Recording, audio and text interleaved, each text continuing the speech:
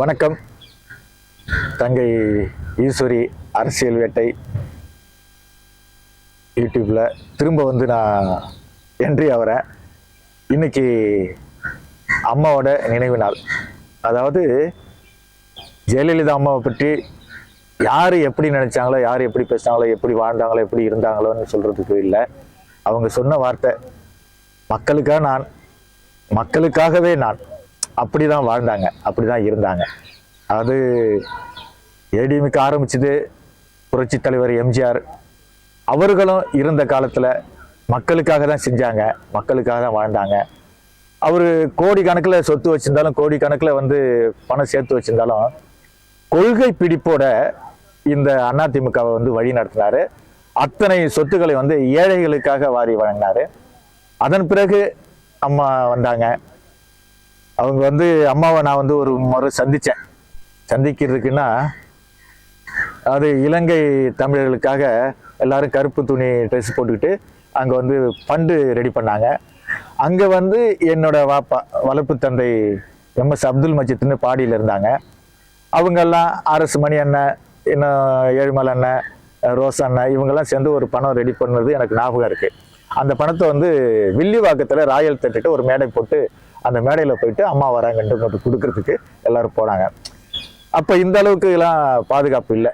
அவங்க ஒரு கொள்கை பரப்பு செயலாளராக இன்னும் பதவி கூட ஏற்கலன்னு நினைக்கிறேன். அந்த காலகட்டத்தில் எல்லாரும் போயிட்டு மேடையில் போய் ஏறினாங்க. எல்லாம் அந்த பண முடிப்பு காசெல்லாம் கொடுத்தாங்க. கொடுத்துட்டு வண்டியில் ஏற போகிறாங்கன்னு எனக்கு தெரியும். நான் கொஞ்சம் அப்படி யோசிச்சு பண்ணல, கரெக்டாக அம்மாவோட வண்டி அண்டு பண்ணிட்டேன். கரெக்டாக ஏறுறாங்க. அப்படி வணக்கம் வச்சேன்னா கையில் அப்படி இருந்தாங்க. அப்படியே ரோசா பூ தொட்டா மாதிரியே இருந்துச்சு அவங்களோட விரல், கை. எனக்கு நல்ல ஞாபகம் இருக்கு. அந்த மாதிரி சூழலில் அம்மா பல அசிங்கப்பட்டு, பல கேவலப்பட்டு, எதிர்கட்சிகள், ஆளுங்கட்சிகள் என்னென்னவோ பண்ணினாங்க. அப்போ அதையெல்லாம் மீறி அவங்க அரசியலில் பயணம் பண்ணாங்க. பல கோடி மக்களுக்கு, பல கோடி இதயத்தில் உயிர் வாழ்ந்தாங்க. அவங்கள்ட்ட நான் ரொம்ப சந்தோஷப்பட்டது, அது வரைக்கும் என்ன அப்படின்னு நினச்சிட்டு இருந்தேன், நம்ம கேப்டன் விஜயகாந்த் அவர்கள் இருந்தா இல்லைங்களா, அவங்கள ஏன்னா எதிர்த்து முனையா பேசுறவர் தான் அந்த விஜயகாந்த். ஆனா அவங்களையும் கையில ஏத்துக்கிட்டு அவங்களையும் கூட அழைச்சிட்டு போயிட்டு அண்ணன் கேப்டன் அவர்களை எதிர்கட்சியா தலைவராக்குனாங்கல்ல, அந்த ஒரு விஷயத்துல அம்மா மேல நான் ரொம்ப பாசம், அன்பு வச்சிருப்பேன். ஏன் இன்னும் பாத்தீங்கன்னா பீச்சுக்கு போனேன்னா அம்மாவோட சமாதியை போய் பார்த்துட்டு தான் வருவேன்.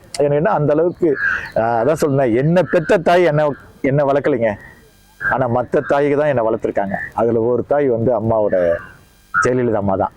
அதனாலவே நான் போவேன். இன்னைக்கு எத்தனை கோடி மக்களுக்கு அவங்க தாயா இருந்திருக்காங்க, எப்படி வளர்ந்தாங்க, எப்படி இருந்தாங்க. அவங்க சிறைவாசம் பட்டது அவங்க படலை, கூட இருந்தவங்க.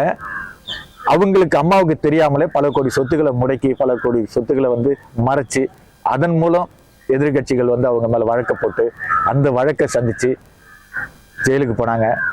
ஜெயிலுக்கு போனவங்க அங்க எப்படி இருந்தாங்க, எப்படி வாழ்ந்தாங்க பல ஊடகத்துல பார்த்துப்போம். அதையெல்லாம் மீறி உலக நாடுகளுக்கே எடுத்துக்காட்டா ஒரு தலைவி ஜெயலலிதா அம்மா தான்ங்கிறது என்னோட அபிப்பிராயம். அவங்களோட ஆத்மா சாந்தி அடையணும். அவங்க ஆரம்பிச்சு வச்ச, அவங்க வழி நடந்த ஏடிஎம்கே அதிமுக இன்னைக்கு 2ஆ பிரிஞ்சு கிடக்கு, ஏன் 3ஆ பிரிஞ்சு கிடக்கு. இவங்கெல்லாம் ஒன்று சேரணும். இவங்கெல்லாம் ஒன்று சேர்ந்து அம்மாவை போல மக்களுக்காக நான், உங்களுக்காகவே நான்ட்டு ஏதாவது ஒரு தலைவர்கள் அதில் முன்னெடுத்து வந்தாங்கன்னா நிச்சயமா அம்மாவோட ஆட்சி நடக்கும், வெல்லும்.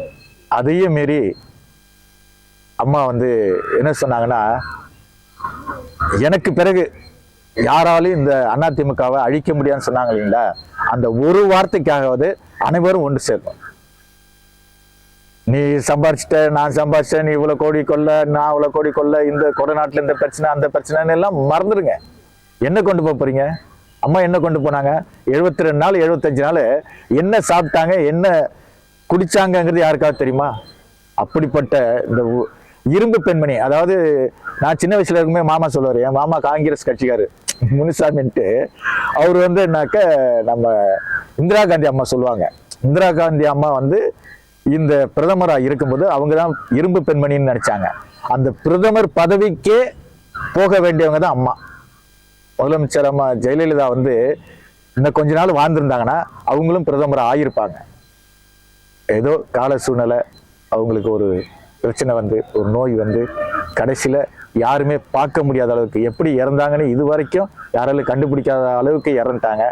இருந்தாலும் அவங்களோட நினைவு நாளில் தங்க ஈஸ்வரி அவர்கள் என்னையும் ஒரு பேட்டி எடுத்து அம்மாவுக்காக அவங்களோட ஆத்மா சாந்தி அடைகிறதுக்காக நானும் இறைவனுடன் வேண்டிக் கொள்கிறேன். நன்றி, வணக்கம்.